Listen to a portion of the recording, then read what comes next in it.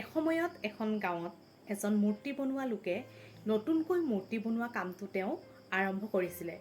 তেওঁ এদিনাখন এটা লুংলুঙীয়া বাটেৰে হাবিৰ মাজলৈ দূৰ যোৱাৰ চলেৰে আগবাঢ়ি গৈ আছিলে। সেই যে গৈ থাকোঁতে তেওঁ ডাঙৰ এটা শিল দেখা পাইছিলে। সেই শিলটোৰ কাষতে তেওঁ ৰৈ মনতে ভাবিলে যে এই শিলটোতে মই কিবা এটা বনাব বিচাৰোঁ। আৰু ভবামতেই কাম, তেওঁ লগত লৈ যোৱা সামগ্ৰীখিনি উলিয়ালে আৰু তাৰ পৰা এটা হাতুৰি উলিয়াই লৈ শিলটোত ডাঙৰ ডাঙৰকৈ মৰিয়াবলৈ ধৰিলে। এই যে মৰিয়াইছিলে তেতিয়া শিলটোৱে চিঞৰিবলৈ আৰম্ভ কৰিলে, মোক আৰু এনেকৈ নামাৰিবা, মই বৰ কষ্ট পাইছোঁ। তেতিয়া সেই মূৰ্তি বনোৱা লোকজন ৰৈ গ'ল আৰু মনতে ভাবিলে, হয় দিয়া, বৰ কষ্ট পাইছে শিলটোৱে। তেতিয়া তেওঁ যে অনুৰোধ কৰিলে মোক আৰু নামাৰিবা, সেই স্থানতে সেই শিলটো এৰি থৈ তেওঁ আগৰ বাটেৰে আগবাঢ়ি গুচি গ'ল। আৰু কিছু দূৰ যোৱাৰ পাছত তেওঁ আৰু এটা শিল দেখা পালে। সেই যে শিলটো দেখা পালে আকৌ তেওঁ সেই শিলটোৰ ওচৰলৈ গ'ল আৰু সেই শিলটোৰ পৰা কিবা বনাব পাৰি নেকি এই কথা ভাবি তেওঁ থমকি ৰ'ল। তাতেই তেওঁ আৰম্ভ কৰিলে যে এই শিলটোতে মই কিবা এটা বনাওঁ। লগত লৈ যোৱা সামগ্ৰীখিনি আকৌ এবাৰ উলিয়াই তেওঁ তাতেই আকৌ কিবা এটা বনোৱাৰ মানসেৰে সংকল্প ল'লে যে মই ইয়াতে এটা মূৰ্তি বনাম। সেই মূৰ্তিভাগ বনাই থাকোঁতে ইমান ধুনীয়া এটা ভগৱানৰ মূৰ্তিলৈ পৰিৱৰ্তিত হ'ল যে ভাবিব নোৱাৰাকৈ। সেই মূৰ্তিভাগ তেওঁ এৰি থৈ যাবলৈ মন নাছিল, কিন্তু তেওঁ লগত লৈ যাবও নোৱাৰে, কাৰণ শিলটো বহুত ডাঙৰ আছিলে। তেতিয়া তেওঁ সেই স্থানতে সেই মূৰ্তিভাগ এৰি থৈ আগলৈ বুলি আকৌ যাত্ৰা আৰম্ভ কৰিলে। তেনেদৰেই কিছু দূৰ যোৱাৰ পাছত তেওঁ এভাগ খুব ধুনীয়া মন্দিৰ দেখা পালে। সেই মন্দিৰ ভাগৰ ফালে তেওঁ আগবাঢ়ি গ'ল আৰু তাতে কিছুমান মানুহ দেখা পালে। তেওঁ সেই মানুহখিনিয়ে কথা পাতি আছিল যে এই মন্দিৰভাগ স্থাপন কৰাৰ পিছত ইয়াত এভাগ ভগৱানৰ মূৰ্তিৰ প্ৰয়োজন হ'ব আৰু ক'ত পাম আলোচনা কৰি আছিলে। তেতিয়া সেই মানুহজনে লৰালৰিকৈ ক'লে যে কিছু দূৰ গ'লেই আপোনালোকে এভাগ মূৰ্তি পাব আৰু সেই মূৰ্তিভাগ ময়ে তৈয়াৰ কৰি থৈ আহিছোঁ, আপোনালোকে লৈ আহকগৈ। তেতিয়া সেই মানুহকেইজনে লগে লগে গৈ সেই মূৰ্তিভাগ লৈ আহিলেগৈ আৰু সেই মন্দিৰভাগত স্থাপন কৰিলে। তাৰ পাছত সকলোখিনি কাম হোৱাৰ পাছত তেওঁলোকে ক'লে যে মূৰ্তিভাগটো এতিয়া হ'লেই, নাৰিকল ভাঙিবৰ কাৰণে আমাক এটা শিলৰ প্ৰয়োজন হ'ব। সেই শিলটো আমি ক'ত পাম এতিয়া? আকৌ মানুহজনে লৰালৰিকৈ মাত লগালে যে আৰু অকণমান আগলৈ গ'লে আপোনালোকে এটা শিল দেখা পাব, সেই শিলটো ইয়ালৈ লৈ আহক।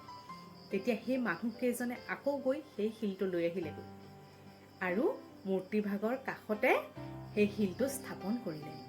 পিছদিনাখনৰ পৰাই পূজা পাৰ্বণ আৰম্ভ হৈ গ'ল আৰু বিভিন্ন মানুহ সেই মন্দিৰ ভাগলৈ সমাগম হ'ল।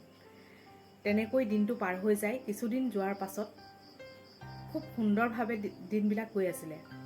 কিছুদূৰ দিন যোৱাৰ পাছত সেই কাষত থকা শিলটোৱে ভগৱানৰ মূৰ্তিভাগক মাত লগালে, হে প্ৰভু, আপোনাৰে খুব ভাল, ৰাতিপুৱাৰ পৰা যিমান মানুহ আহে আপোনাক সকলোৱে পূজা অৰ্চনা কৰে আৰু ধূপ ধূপ জ্বলাই সেৱা কৰি গুচি যায়, কিন্তু মোক ইমানেই মোৰ গাত নাৰিকল ভাঙে, ইমানেই ভাঙে, মই দিনটো খুব কষ্ট অনুভৱ কৰোঁ। তেতিয়া ভগৱানৰ মূৰ্তিভাগে ক'লে যে সেইদিনাখন যে তোমাৰ ওচৰলৈ মূৰ্তি বনোৱা লোকজন আহিছিলে, তোমাক অকণমান কষ্ট দিওঁতেই তুমি যে ইমান ডাঙৰকৈ চিঞৰি পেলাই কৈছিলা যে মোক আৰু এনেকুৱা নকৰিবা বা নামাৰিবা, তোমাৰ মনত আছেনে? তেতিয়া শিলটোৱে ক'লে, হয় আছে। তুমি যদি সেইদিনাখনেই অকণমান দুখ কষ্ট সহ্য কৰি যদি অকণমান কিবা কৰিব দিলাহেঁতেন সেই মানুহজনক সেইদিনাখনেই যদি, তেতিয়া তোমাক এটা মূৰ্তিলৈ পৰিৱৰ্তন কৰিলেহেঁতেন। সেইদিনাখনেই যদি সেই মূৰ্তিভাগ ধুনীয়াকৈ তৈয়াৰ কৰিলেহেঁতেন, আজি মোৰ স্থানত তুমি থাকিলাহেঁতেন আৰু তোমাৰ স্থানত মই থাকিলোহেঁতেন। তেনেকৈ ক'লে। তেতিয়াহ'লে আহকচোন, আমি যে অকণমান দুখ পালেই খুব কষ্ট অনুভৱ কৰোঁ, অকণমান কিবা এটা পালেই আমি হাবাথুৰি খাই ৰওঁ, আমালৈ বাৰু কেতিয়াবা সুখ আহিবনে? এই কথাটো ভাবি বাৰু আমি প্ৰশ্নবোধক দৃষ্টি এটাৰে আগবাঢ়ি নাথাকোনে? আমাৰ জীৱন ঘাত প্ৰতিঘাত দুখ কষ্ট পাৰ হৈ যোৱাৰ পাছতহে আমাৰ মাজলৈ খুব ধুনীয়া এটা সুন্দৰ দিনৰ পাতনি মেলিব। আপোনালোকেও সেই দিনটোৰ কাৰণে খুব সুন্দৰভাৱে বাট চাই থাকক। দুখ কষ্ট হতাশা সকলোৰে মাজত আছে।